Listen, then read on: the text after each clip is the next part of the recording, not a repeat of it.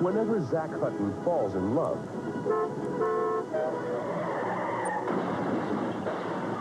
he really falls.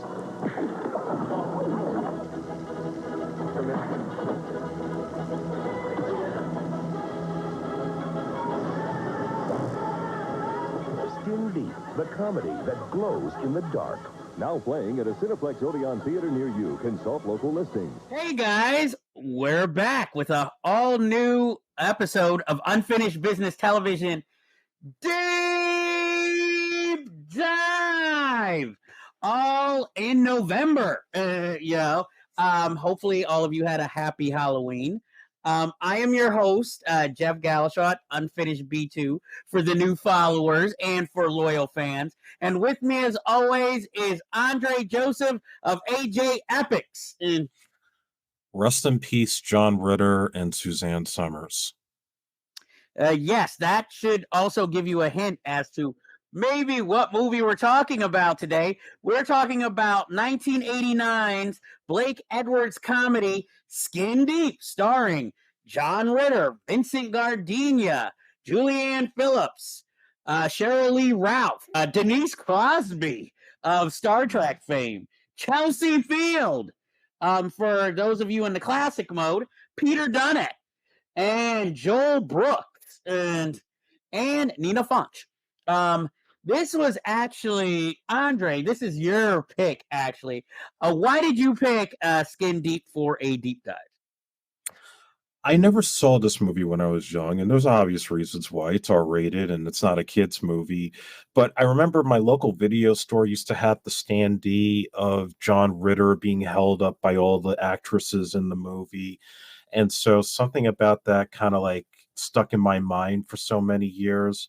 Now, I didn't grow up exactly a John Ritter fan, but I did used to watch repeats of Three's Company with my grandpa, and I grew up on movies like the Problem Child films and another guilty pleasure, Stay Tuned, which one they will cover as a deep dive.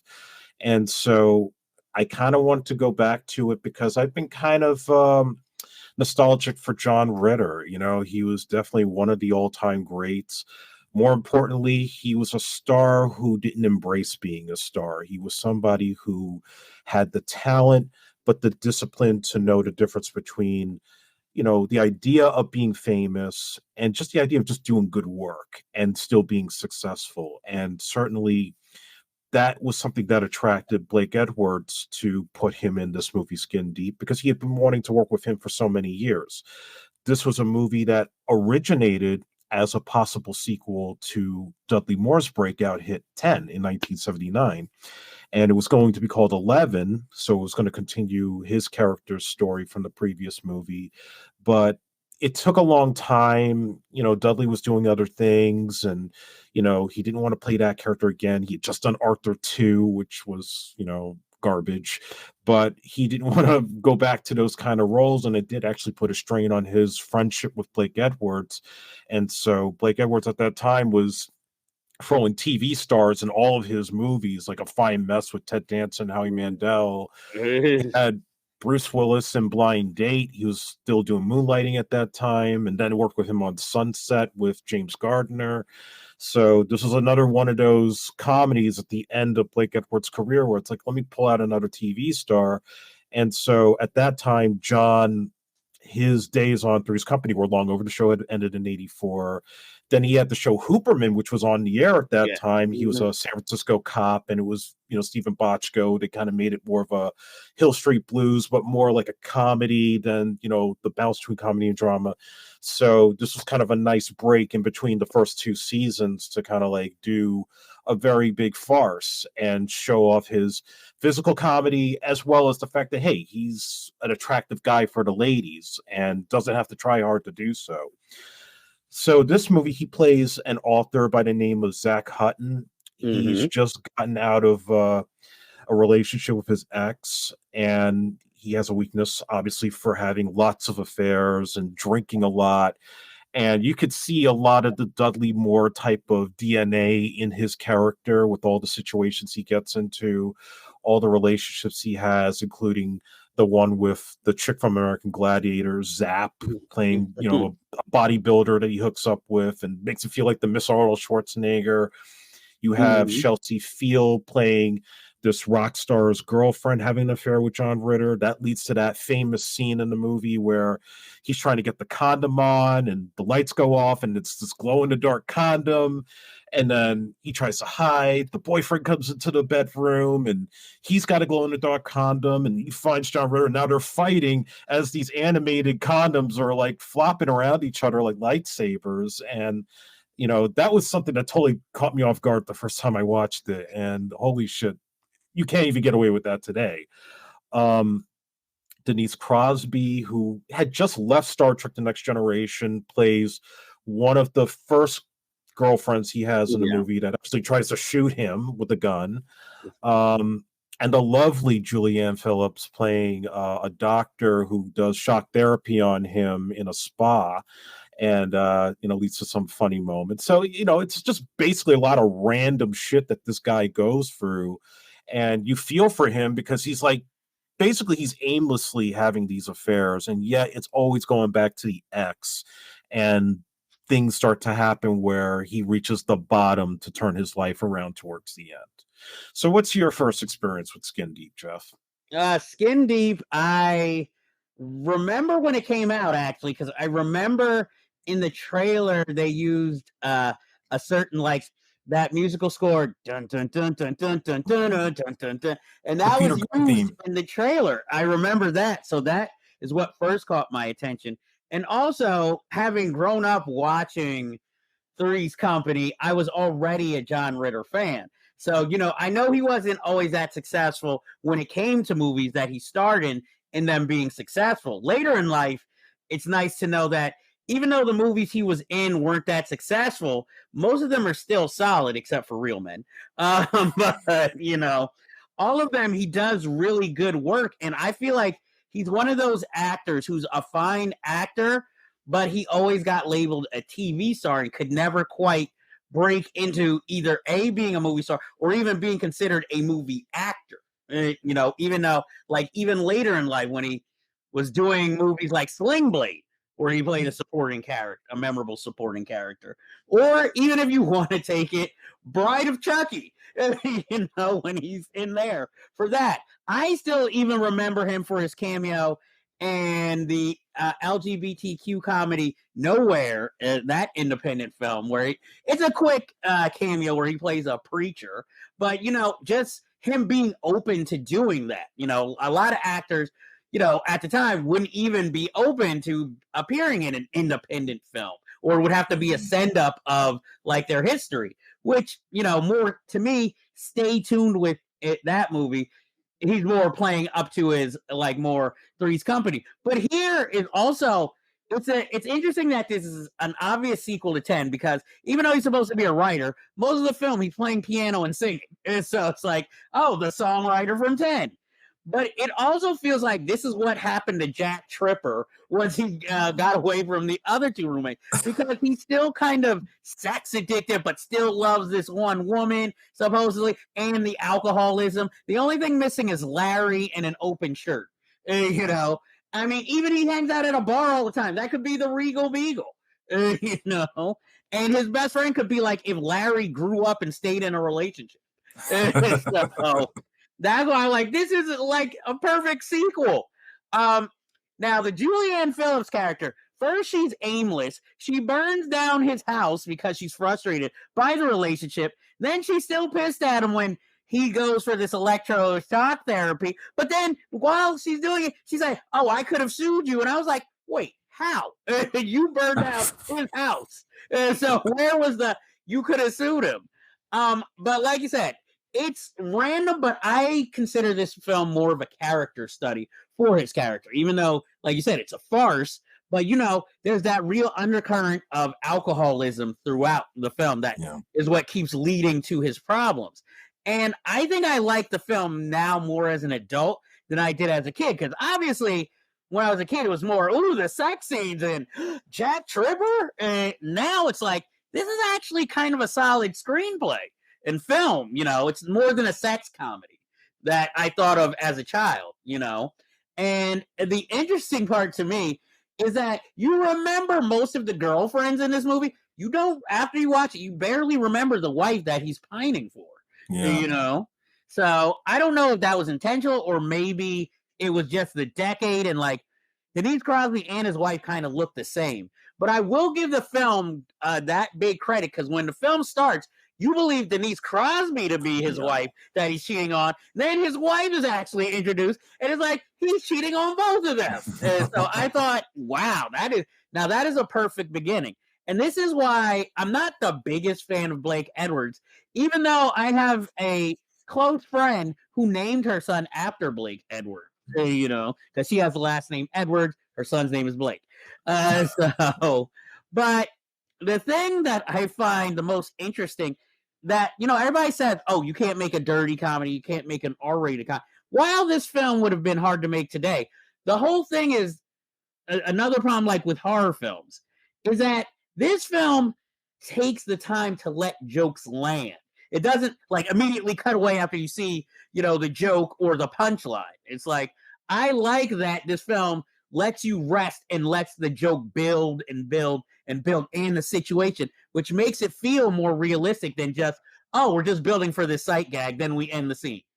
So I think that's another thing a lot of directors, I don't know if they're afraid to do it or if maybe they grew up in this more MTV quick edit generation that a lot of comedies kind of don't seem to have, and a lot of horror films don't seem to have, which also points out why Blake Edwards is so revered and a classic filmmaker, even if his stuff seems a little more too mainstream for some people. But I mean, this is the man who created the Pink Panther franchise, and maybe he stayed with it a little too long, but at least he was sitting there.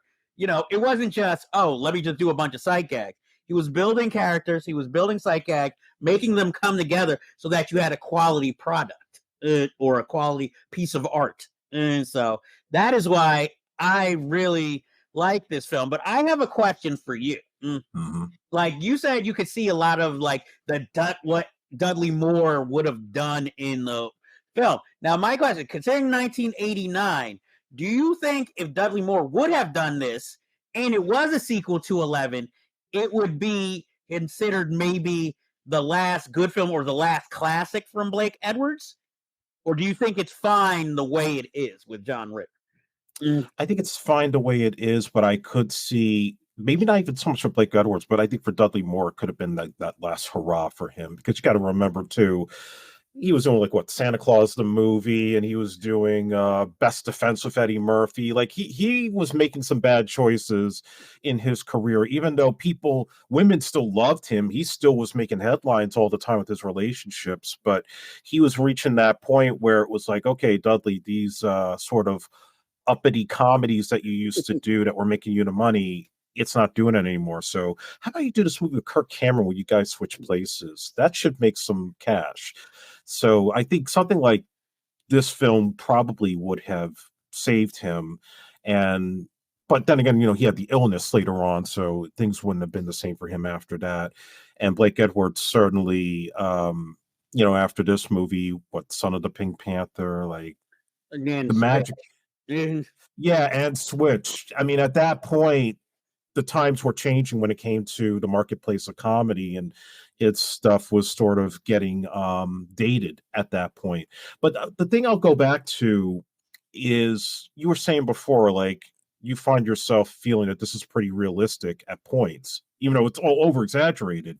Mm-hmm. I felt the same way. Like, yeah, everything is kind of like over the top, but you compare this with a movie like Worth Winning, where, you know, Mark Harmon's basically doing this bet with his friend that he could like get with all these women, and I can't relate to wanting to have a camera follow me and, you know, have sex with a girl. You know, I can't relate to that, even though that's commonplace now with cell phones. But I definitely could say that I could relate to going on dates with a variety of different women of different walks of life, some of them crazier than the next. Being in situations like, for example, my favorite scene outside of the Chelsea Field and the bedroom scene, when he goes to that party dressed up as a genie. Oh, and mm. he thinks it's a Halloween party. He goes in, everybody's in suits and tuxedos and dresses. Like, get me the fuck out of here. Who hasn't had that feeling? Or getting so plastered drunk, you go up to a girl and say, I'm Zachary Hutton, and my wish is to fuck you. Well, see, that's one of the things that where I said it lets it build, because most Yeah. films would, after everybody laughed at him and we see him drinking continuously, the scene would have been cut.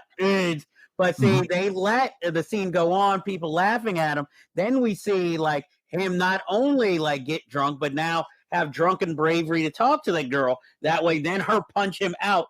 I mean, it's not really spoiler. This movie's how many years old? But and also we get to see him arrested again. Like he gets arrested so many times in this film. There is no way he would have been on the streets. Because they would have been like, oh, you're crossing your probation, so we gotta have to lock you up for an extended point in time. And maybe that's where he sobers up. And see, that was the one scene that was over the top that I felt maybe should have came later, or kind of makes no sense when Vincent Gardenia tries to keep him sober by locking him up in the room, and that's so over the top. But then a scene later, he's drinking champagne. Yeah.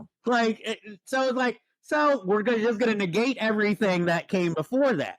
But I mean, to me, if you look at his starring roles, this is the gem in the crown for John Ritter. Yes. Now with Dudley Moore, Dudley Moore, I think could have done most of this. There's only one scene where I wonder, could Dudley Moore have been as convincing after the electroshock therapy, where we see him, go down the stairs and be getting convulsions, going with the blind man and getting convulsions, trying to drive and getting convulsions, until the scene finally ends with him getting into a car crash. I mean, yeah, that's the thing. Like, I could see him do it, but with John Ritter and the physical comedy that he was capable of on Three's Company, he dials it up to 11. And that's what makes it so hilarious, is he takes every situation he's in, including getting electroshock therapy, and he just brings about something that feels very much like Jerry Lewis at times. And it's good. Like, it's not, annoying, cheesy comedy. It just fits the situation because, he's still a good looking guy at the end of the day, but he still has like that sort of, he just knows how to make it animated and come to life. And you see that in a lot of the comedies that he's done, but this one, I think he's just dead on the money. Well, that's because it seems to go between verbal comedy and then physical, and it seems a little more natural. You don't see that setup coming necessarily that you might see with certain other, like, let's say, I love them, but with Jim Carrey, you might see the physical stuff coming, a mile away. But with this, it's just like, because John Ritter just looks so like everyday normal that when he does do the physical comedy, it's so like shocking, like he can do that with his body. And I mean, like, again, I love Dudley Moore, and I would have liked him in this because would have done a thing for us short guys that, see, we could be ladies' men too. But I just, maybe because I grew up and I've seen it so many times with John Ritter, I can see Dudley Moore doing it, but I will always think here, at least, that Blake Edwards made the right choice if you couldn't get Dudley Moore, because can you imagine Mark Harmon doing this movie? Oh, it would have been horrible. Exactly. I could believe the ladies' man part of it, but anything else would have been like, I don't know. Like, especially the physical comedy. It wouldn't have been as funny, him with Zap, their sex scene. No, I wouldn't believe it. No, because you'd be like, Mark wouldn't go for that lady. He's like, he's gonna bang girls who look like Heather Locklear.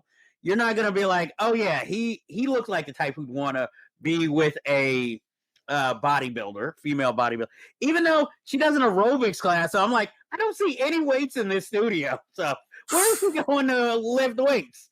Like it's the 80s. Like, see, if we were gonna make this film today, maybe 10 years ago, maybe I would try somebody like Rob Lowe. It depending on if he can do physical comedy. Which he tried to do with that movie. What was it? Unfaithfully Yours. Unfaithfully Yours, yeah. Yeah, where he tried to do that, directed by Peter Bogdanovich. And I'm wondering if maybe that was the influence too, that since John Ritter worked a lot of times in like romantic comedies and just period comedies with Peter Bogdanovich, I'm wondering if maybe Blake Edwards saw something there and was like, you know what? I think I found my next leading man, because obviously it wasn't going to be Ted Danson. It's obviously not going to be Howie Mandel. Or Bruce Willis. See, Bruce Willis could have worked here, though, in a way. I feel like if Bruce Willis was going to be in this film, he would have. I feel like the script would have had him being more wisecracking and snarky. Yeah, he would probably be, in terms of his humor, the ceiling would be the scene in Blind Date when he just goes crazy at the party doing the mambo and trying to shoot at John Larroquette. That's as far as he would have gone. Yeah, and that is the only other problem. Well, this is why this is more of a showcase for John Ritter. People are funny in the film, but nobody gets to be as funny as John Ritter's character throughout. Because I was thinking, like, if you would put a John Larroquette in here, what would he play? He'd have nothing really to do. Like, he'd have to play the best friend, and even the best friend is more just reacting. He doesn't have any scenes where he acts ridiculous. The only person who's kind of as memorable might be the lawyer's wife, who just laughs every time she kind of sees him after the genie outfit, Yeah. So it would be like, well, what? Like, nobody, like, this is the thing I also like about Blake Edwards, is that he casts his old Hollywood pals. That's the only reason Vincent Gardenia's there. That's the only reason Michael Kidd, as his psychiatrist, is in it, which is ironic because Michael Kidd's in this and he doesn't dance at all throughout the movie, even though he's the choreographer at the time in real life. So, that's one of the things I always liked, even though S.O.B. I don't necessarily love as a film, but I like the fact that it was the early 80s and Blake Edwards were still casting like these icons of cinema in leading roles and giving them something to do instead of being, oh, there's grandpa, or, oh, there's the old drunk character, giving them some kind of dignity. Like, we're still leading men. We can do this, And, it's a shame that more directors, it takes a person like Quentin Tarantino to kind of seek out old actors and give them like those good roles anymore. I mean, unfortunately, with our generation now, they all have to accept like supporting roles in superhero films. I mean, you even had Harry Dean Stanton in one of the Marvel movies, of all people, Mr. Anti-Corporate. So it's like, that's how it is out here. And watching this type of film, I guess, like when we were interviewing Jeff Kanu, kind of reminds you, when we were growing up, we still had these people around and they were still working and they weren't getting the proper respect that they deserve. It's like, I wish somebody would make a Tough Guys. And I don't mean Dirty Grandpa with Robert De Niro. Yeah, no. Or these random older guys going on an adventure like that movie. Las Vegas. Yeah. Not stuff like that. I want a good script, something that honors the actors, that doesn't just throw things at them to be like, hey, play this dirty old man who's still horny. Like, give them a character to actually play. There's something else about this movie that's also very distinct for Blake Edwards in the 80s. He started doing some pretty good soundtracks. Now, CB was his go-to guy, right? But you're talking about like a period where he had the Temptations do the theme song to A Fine Mess, which is fire, by the way, if you ever heard it. Not the movie. He had, well, yeah, the movie itself. We're going to talk about that one day. I guarantee it. He had Billy Vare and the Beaters in Blind Date, and he had Bill Melody do the end theme. Here, he has a pretty good compilation of songs here. He has Aaron Neville do the theme song, which was intended for Al Jarreau, but he ended up doing his song on the album that came out the year before this movie. And I think it was one of the first films that had Kenny G's Songbird, which was like the song that broke him out and before he started annoying people with Starbucks, and the first use of Vanessa Williams' Dreaming. Like, holy shit, this guy's got a pretty good track of like R&B songs and jazz music from the late 80s. And like, he had some good taste. I'm not going to lie. And then there's the irony. Nina Fonch, who plays John Ritter's ex-wife's mother, he was in high school with her in real life, but she was like a senior when he was like freshman, and then he never worked with her all these years, and then on this film he finally gets to actually meet her, and he's nervous around her, which I think works for their scenes together, since her character is always supposed to hate him. And the weird thing is, we're never explained that dog character's how and Oh yeah. it was dead, and then when it appears later, it's alive. We know she's mad at him, but it's like, but how did that happen? It was like one of those WTF moments throughout the movie. And I'm just like, this is a film I think is underrated. I can understand in current political why some people might not like it or feel like this is a kind of misogynistic movie, but I think it's a very underrated comedy that is a good representation of the times, even though you'd like to think the safe sex was of the times, but it's really just a setup for that classic scene, which I think it belongs up there in all-time classic comedic scenes in a movie. But that also includes the only weak link that is kind of the period. But it's like this. I mean, she's a beautiful young lady, Chelsea Field, but with this guy, like, ew, like, could he be less cliche? He's not charming, he's not good, and even in their fight, we hear him hitting her, and then we're supposed to be like, oh, in the end, she still goes back to him. Yeah, that was a little ridiculous. Yeah, so it was like, can he be repulsive without being so over the top, though? So I was just like, and that's another thing I wouldn't believe, that he wouldn't have beat up John Ritter when he came downstairs to fight with him. I'm like, I know this was the 80s, and then he would have swung. So that's the only part where I was just like, okay, this is obviously scripted because they didn't want to have to film a fight scene somehow. But like I said, I am surprised at how much I enjoyed rewatching it versus what I remember from the film, when I was like younger watching this film. And it's been well over a decade since I last saw this film. So, I really think this is, I mean, see, I have a lot to say. We'll do an episode about it one day on Switch. But I think this is Blake Edwards' last universally good movie. And like this was his comeback, but also the last time he would be this good. Because I don't think I can keep insulting a fine mess anymore. But needless to say, I didn't like it. But I did like Blind Date. So 87, 89, Blake was still king. 91 is where we start getting a little problematic again. But I would definitely tell anybody, if they haven't seen it, check this film out. Like, it even shows the respect we have for this film. We haven't even discussed the ending of it, because we want people to discover this movie. And it's well worth your time. It's an hour and 40 minutes. It's on Amazon Prime currently. So if you have that, you don't even have to pay for it. No. I mean, if you ever enjoyed any of John Ritter's like pieces of work, definitely check this movie out.